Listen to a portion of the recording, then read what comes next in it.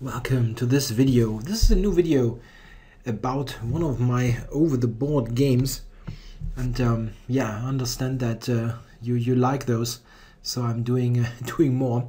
I'm actually with this video I will have done a video on all of my games that I played this year in higher level competition, and yeah, this game, in fact, here. This video is from the Dutch league, placed in the Meesterklasse, the first league in the Netherlands. One thing to note is that for my other videos that I have uploaded about my over-the-board games, one part of it always was the preparation, trying to think about beforehand what to play against an opponent, trying to look at their games and so on. In the Dutch league, this is pointless because you play, obviously, it's a team competition against an opponent, against an opposing team, and one of those players you will play, but you never know which one beforehand. So you can, theoretically speaking, look at like 5, 6, 7 different players and prepare in each case something against them, but it's pretty much pointless. So I never prepare anything, and most players don't do as well. So we just sit down at the board, 5 minutes before the game who you play, and then you go. Let's start this. I'm black, playing against Pijpers. Pijpers is a young Dutch player, 19 or 20 years old.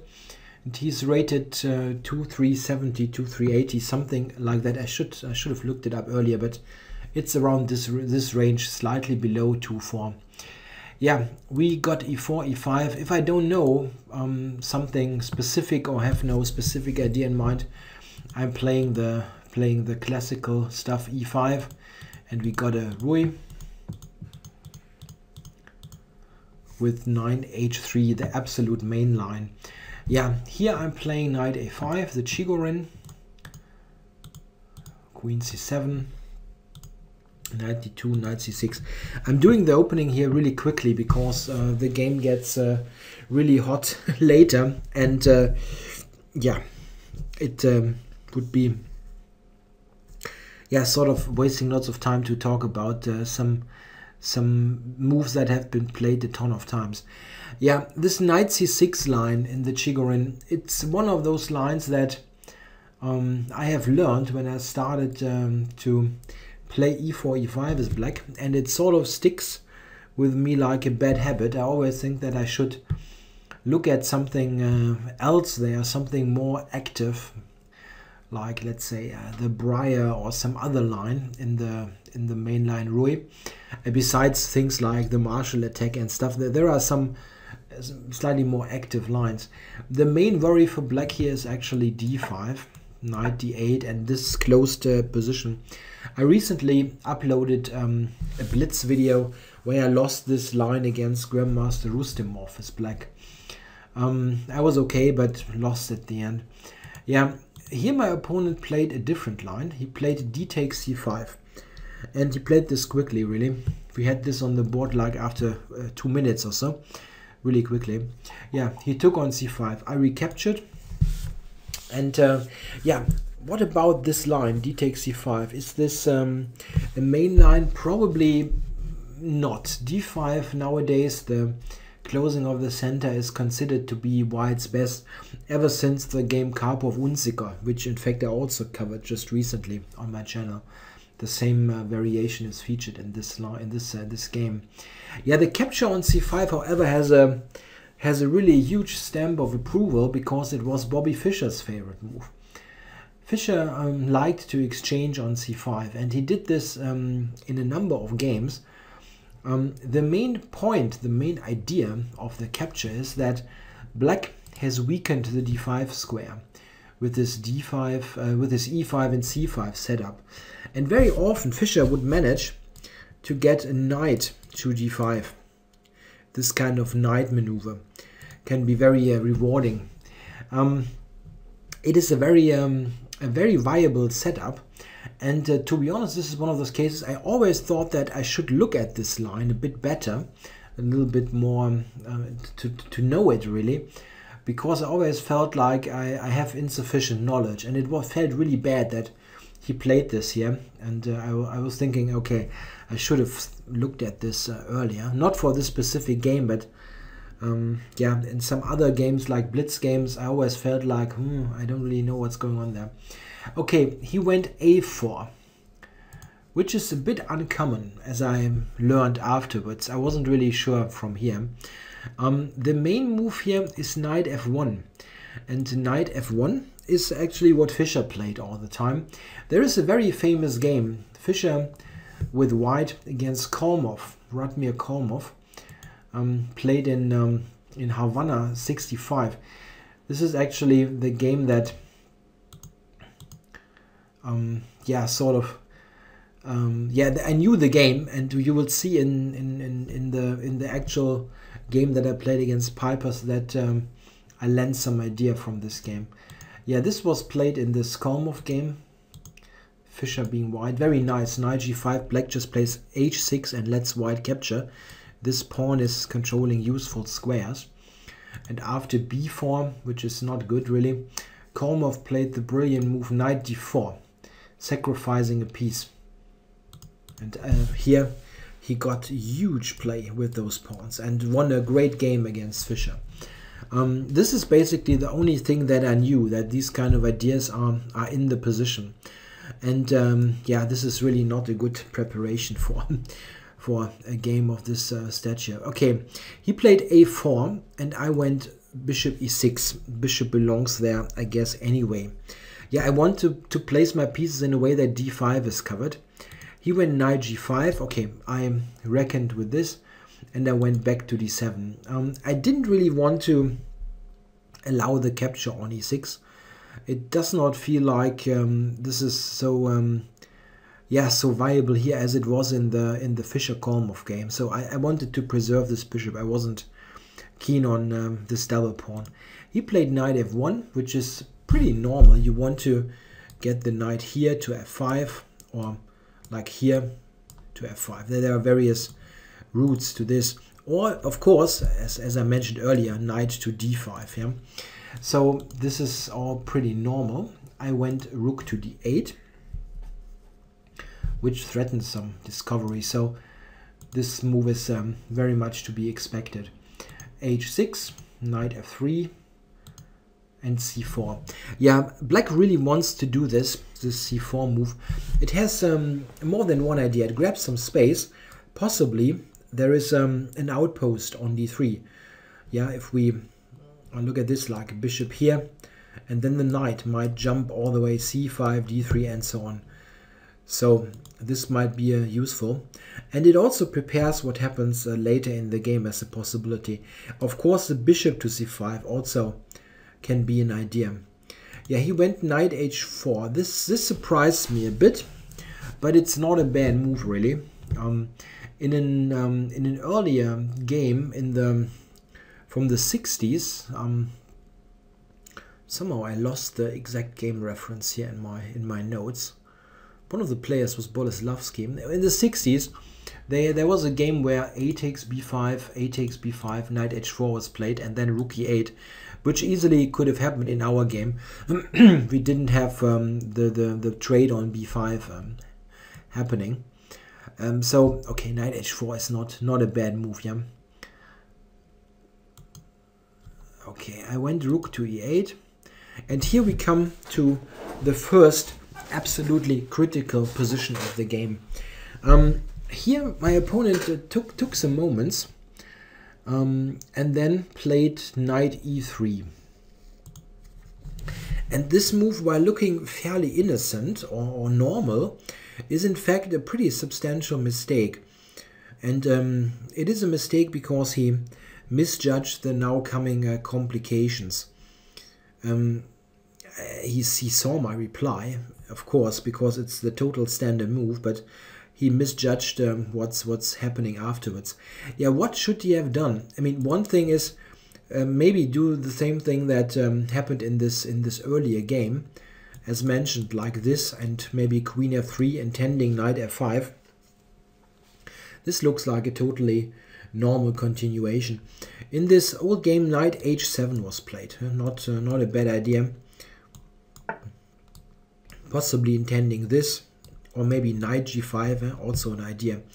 In this type of position, I think you can argue if this is a slight edge for white or black has equalized. I mean, I don't really mind that position very much. I think black should be okay. I don't have a bad piece, and he does not have a huge attack or anything, but arguably maybe he is a bit more comfortable. You know, I'm not totally sure there. But this is what he probably should have done.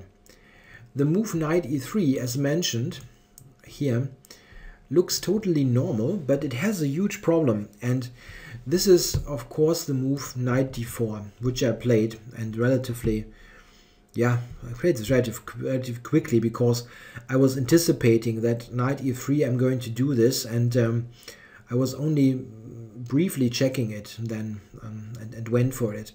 And this is, in fact, now another interesting, or an additional interesting point here. With knight d4, this piece sacrifice that white has to take, I mean, he cannot move the queen. It's not, cannot go anywhere here and give up the bishop and so on. This is terrible. So white takes, and I recaptured. And when I played knight d4, I had calculated this a couple of moves ahead, like to move 25 or 26. We are now on move 21. And my real problem was that once I had decided to play knight d4, I was playing the subsequent moves really quickly. Here, I thought that knight e to f5 is basically the critical move and the move that white should play. It turns out that here white probably should have played e5, yeah, this is a move that the computer is giving after something like this. The engine gives black a pretty clear edge, but it is, I mean, it's 2 pawns for the piece, but I have a huge center, and there's always d3 coming, so this is pretty good for black. But it's still better than the game, because in the game white is basically lost. I mean, it's really like that. He went knight e to f5, which was the only move that I really considered, because everything else looks like very easy. I mean, it looks like bad, and it's easy to play and evaluate. So this was what I really expected. Yeah, okay, I took this, of course, and went d3, all played quickly. So I was just playing out the line that I had envisioned. And now he went queen f3 after some thought. That's really, yeah, basically the only move. What else is there? He can take on e7 first, but this exchanges a strong attacking piece, so it cannot really be that great. I mean, something like that, for example, yeah, is playable for white, or he can do that. It's not helping him much. In fact, it's funny that the computer does not even want to take here. He wants to just advance the pawns and claim that this pawn roller is much more dangerous than any piece. Yeah, black's almost winning there. Yeah, he went to f3, which is clearly the move to play. Yeah, and now we come to the point where I'm simply doing something extremely stupid. I mean, it's really the only way to describe it. When I looked at, when I envisioned this position while playing knight d4, of course I needed to look this far. My train of thought was, all right, now I'm in excellent shape because I'm going to play d2, yeah, with the fork. He will take it. What else? Rook takes. I'm attacking this bishop, and I'm threatening bishop c5 with a huge play against this. So it should be fantastic for black. And if he goes e5, this was my idea. If he goes e5, I'm going to play bishop c5. Yeah, and he's got still f2 and c2, and he cannot take on f6. My idea, well, yeah, I cannot take because e1 is hanging, and I just can take it. The problem is the rook on e1 is protected by the a1 rook. At the beginning of the whole line, if we go back to knight d4, look at it here. Here, the rook e1 is unprotected. There is no connection here between the rooks on the first rank. So I thought, I had this in mind, the rook is unprotected, and I just played this line out like in a blitz game, right? And here, and here, and e5, and this was played, and here was thinking, oh, bishop c5, and I'm winning. But why is e1 protected all of a sudden? The problem is simply, I had in mind that with the unprotected rook I can play bishop c5, but I cannot. The problem is, if I go bishop c5, he's just going to basically kill me. Yeah? With the rooks protected, he can take on f6. One possible line is, for example, takes,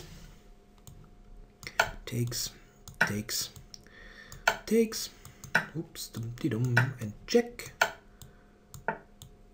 and black can resign. This is the most spectacular one, but it's not like I overlooked this or whatever. I was simply believing e5 is impossible because e1 he cannot take f6. And if for some weird reason this move was forbidden, I would be winning instantly almost, yeah. But I was simply not rechecking my calculation. I was just playing this d2 move instantly, and this is especially idiotic because instead I could have taken, of course, this bishop on c2, and this is leading to a position where black has a huge edge and is almost winning. The computer at least is on more than 1 pawn plus. White has to be extremely precise to even stay in the game. The problem is that this pawn is existing on c2 and is not easily captured. There is rook d1 at some point, let's say rook e2, rook d1 and resigns, these kind of things, and I have pressure against this with queen c6 coming. Well, white has no really serious counterplay. I'm covering those critical squares. Let's say he goes bishop f4 if we want to continue this line, because this is really, yeah, the logical continuation. Here, bishop h6. This looks dangerous, okay, but I have a counterplay, and the counterplay is far more problematic. Bishop to c5. Now f2 is a huge problem. Black here is really winning. Yeah, it's not like an edge or something. Black is winning here because white is falling apart on e4, on f2, and so on. Yeah, queen g3, for example. I just go g6 and nothing's happening. Yeah, it's really a shame.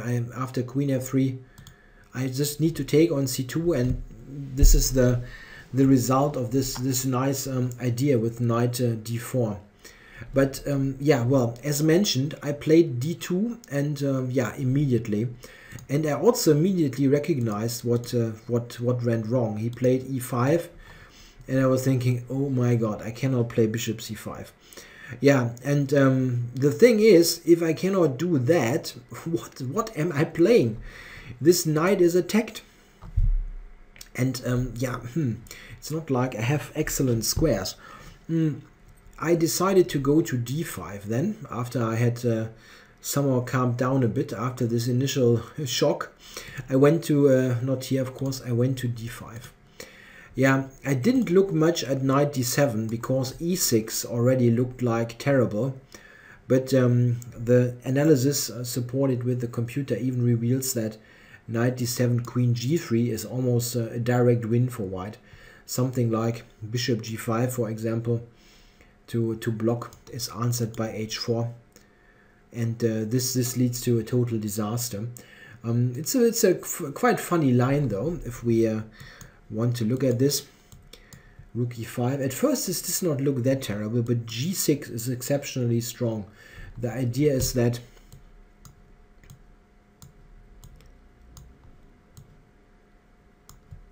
this is quite nice, yes. Very nice, mate.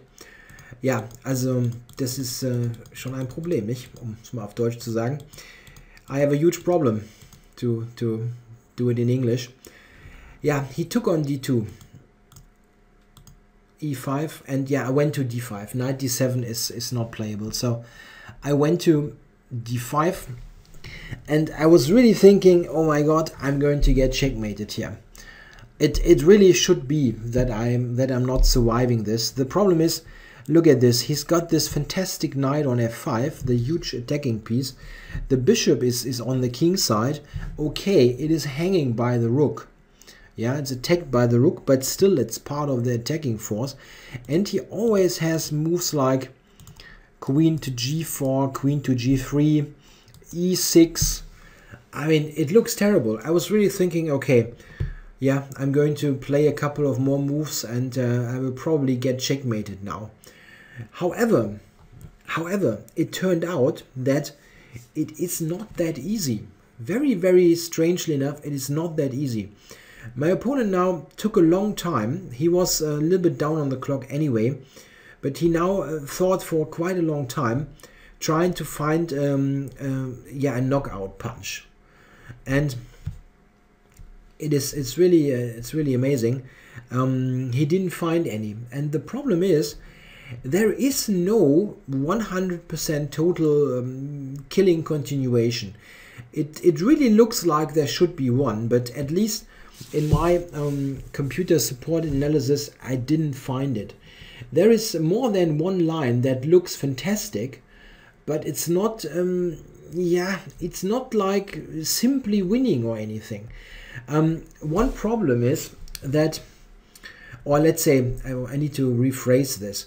There was one line that we both calculated where we made a very clear misjudgment. And this is queen g3. Certainly something that we both looked at. Queen g3. I was thinking, while he was pondering his decision, that I can play g6 in this position. As bad as it looks, I know that I can play g6 in this position because knight takes h6, which was the only move that I considered really. King g7 is surprisingly not clear. If he now sacrifices, I can take the bishop.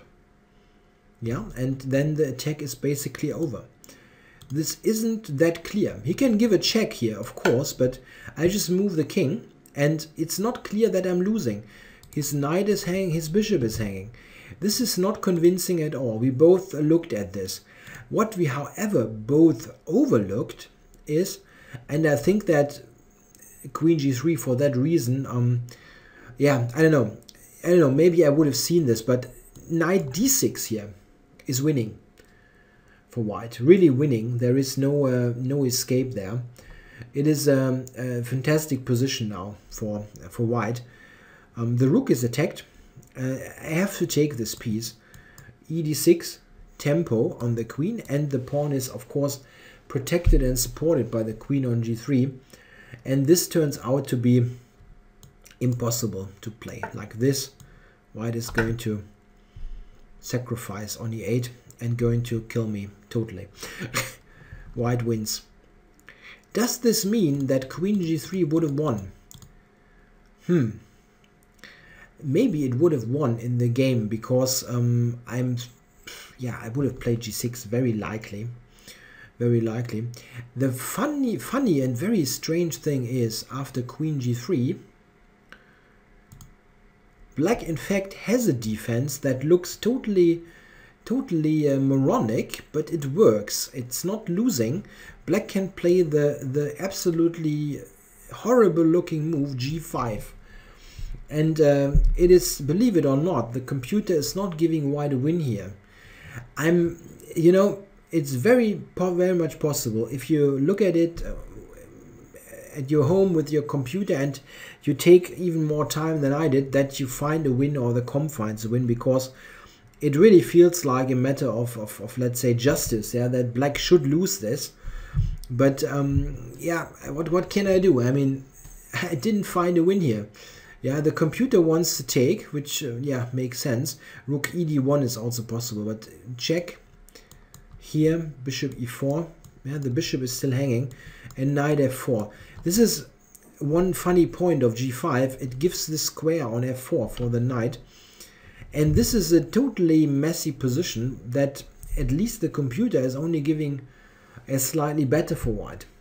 I'm really amazed. I cannot really explain this, but somehow this is a more resilient position than you would think. Queen g3 was a very interesting try, and those moves are the reason why he burnt his time. Another interesting move, and maybe the strongest one, maybe. Yeah, it was strong, of course. Queen e4. Also, he didn't play that, but also interesting. The idea is the direct kill with checking and entering with the queen, or sometimes knight e7.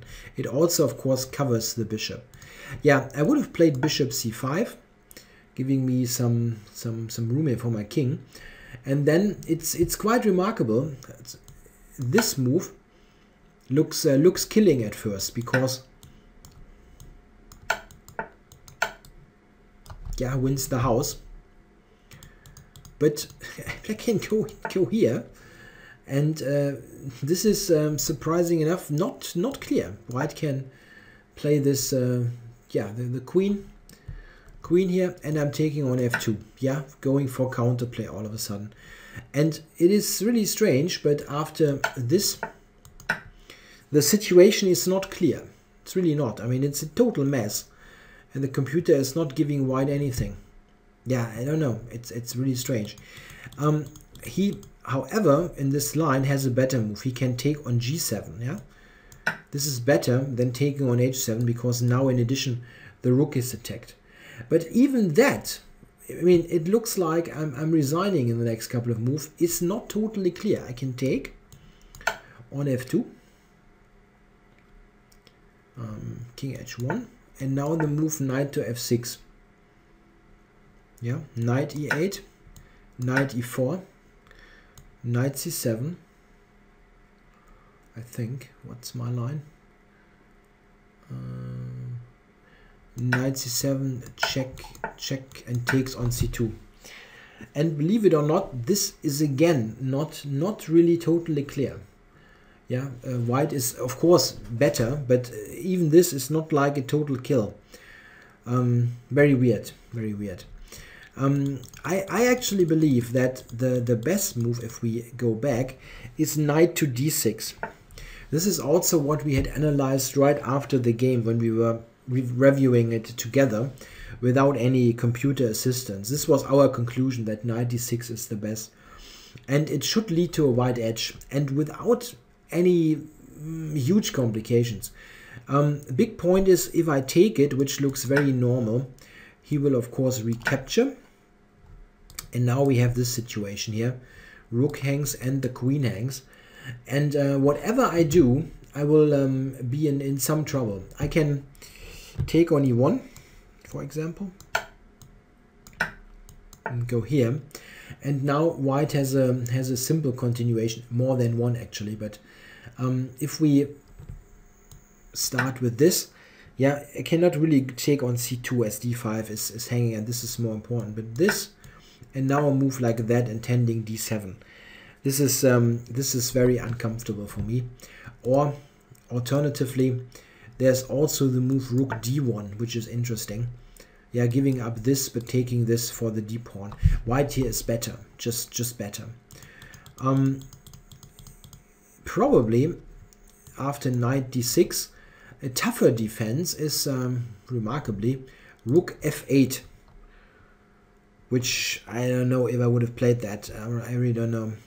Queen e4 is quite logical. Why not threaten mate? And then I have to play g6 with a prayer. Yeah, it looks it looks amazing that black should survive this.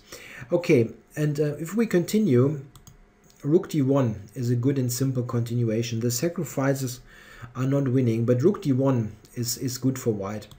Let's say take, and knight b4 takes, something like that.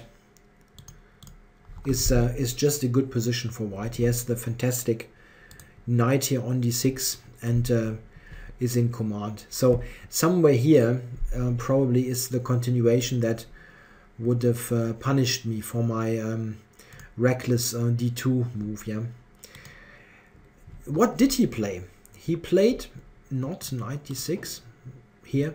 In this position, he made yeah, really a mistake in calculation. He played bishop e4.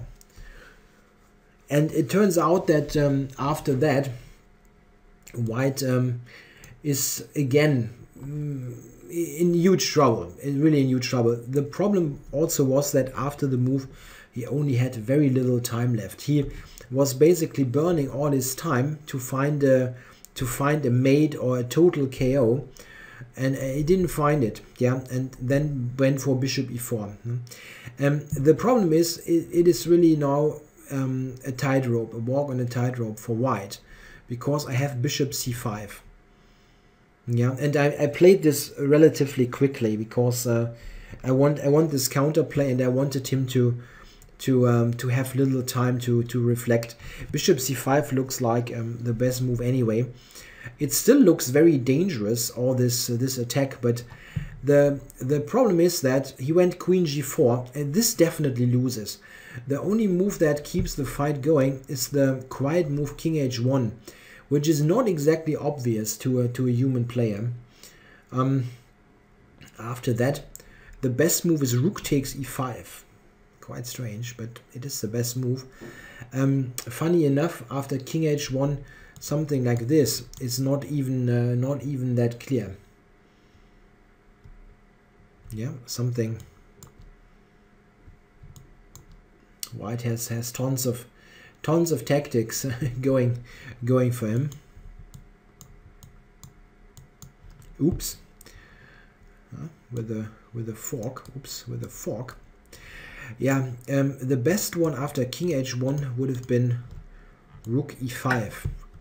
Not a very intuitive move, to be honest, but this is the best. A takes b. If we continue the main line, a takes b. I'm sorry. King h1.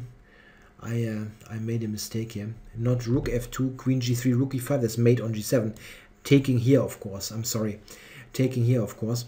Yeah, after that, as mentioned, even the same applies. Rook e5 is not exactly an intuitive move. Yeah, and what should white do now after rook e5? Yeah, probably taking on b5, and if I now take here and here, I have the funny resource rook e takes f5, because here my knight is protecting my queen. Queen c7, knight c7, and now probably this bishop f5.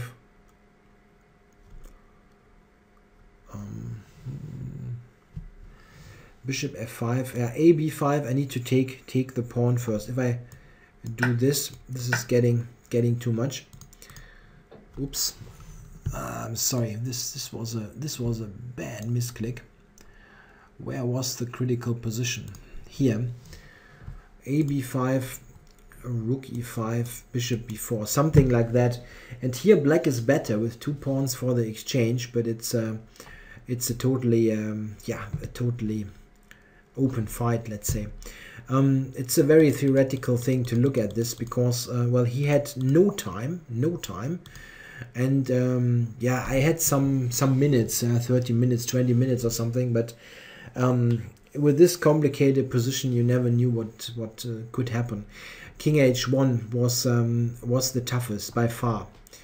He went queen g4, and lucky for me that he went with this, because well, he had little time, and when I had looked at bishop c5, I had calculated this pretty okay, because I thought that okay, queen g4 is not working, because yeah, I can really just take it. I can take the pawn in the middle of the board, and with this I'm covering here, and it's really amazing. White has no attacking continuation here that is convincing. If he takes on d5, for example, I will grab f2 and d1, and he really has no decisive attack. Something like this, I'm going to just go to f8 here, and that's it. White only had a check. Yeah, I'm surviving here, and only that I'm winning. And what else is there? He took on h6. Yeah, this is certainly making some sense. Okay, king f8, nothing else. Yeah, and now he took on f7 with really no 1 second on the clock. Yeah, needed to play out a move. Yeah, and here black is winning in more than one way. It's still terribly messy, but the main point is f2 is just hanging with the bishop. I could have taken this with the bishop with check, but the move that I had seen is also winning. I played queen f4, getting out of this attack, and sort of, yeah, it's a move that lets everything, yeah, white has all hanging, all pieces are hanging now. Yeah, the f7 knight potentially. Yeah, I note that I couldn't have taken this. Yeah, this would have been a really bad idea. Or bishop d5. Yeah, this is good. Winning the queen is enough. So, as mentioned, queen f4 is what I played, and here really he has no move. Just before he could yeah, lose on time, he decided to take here. After which I can exchange, trade queens. Note that he has no check in this position. H takes G, bishop f2 check, king moves, and I took the rook here. Yeah, and now black is totally winning. The knight is, sorry, the bishop is attacked on d5, and his bishop, yeah, my bishop also needs to be taken first. So something like that is just a rook in exchange, and this knight is also trapped. So really tragic game for my opponent in a way, because yeah, I was really doing something extraordinarily stupid by playing d2 here. Simply I was trusting what I had thought of earlier, and was just going for that. I didn't really recheck or anything. I just played this. While I was relying what I had seen when I played knight d4, and yeah, this was really stupid. Taking on c2 is really just good for black, and with d2 I really was deservedly in huge trouble. However, it still amazes me that knight d6 seems to be the key move, and it's not leading to a direct win. Maybe if you invest even more time in analyzing, you find a direct win. I wouldn't be surprised at all. But we both agreed after the game that there should be some killer blow, but we didn't see it in the game, and we didn't see it in the analysis. And even the computer is not like blinking wildly and says -3 or something. We didn't. It's not there. Maybe there is a win, but the lines that I was showing to you, they yeah, they were good for white, but it's not like you're mating black instantly. Surprisingly, really surprisingly. So yeah, this is one of those cases where you can apply this saying it's better to be lucky than good. Yeah, I mean, I was really lucky here that this mistake didn't cost me the game immediately, this calculation error, and in fact that I won this rather quickly afterwards was felt a bit like a miracle during the game. Okay, I hope you enjoyed this. It was a fun ride, and probably a game that you could have yeah, analyzed and presented in a much longer form, but you want to keep it within a reasonable length, this kind of videos. Hope you liked it. Thanks for watching.